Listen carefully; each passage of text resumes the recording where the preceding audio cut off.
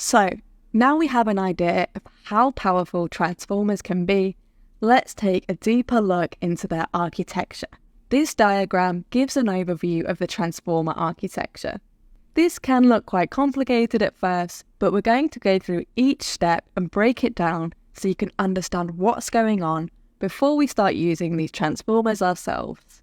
Let's think back to our example of translating between French and English. If we chose to use an RNN, a recurrent neural network model for this, each word would be passed as an input one at a time. In a transformer, however, we're able to feed all the input words into our model at once and deal with them simultaneously. This is such a powerful aspect of transformers.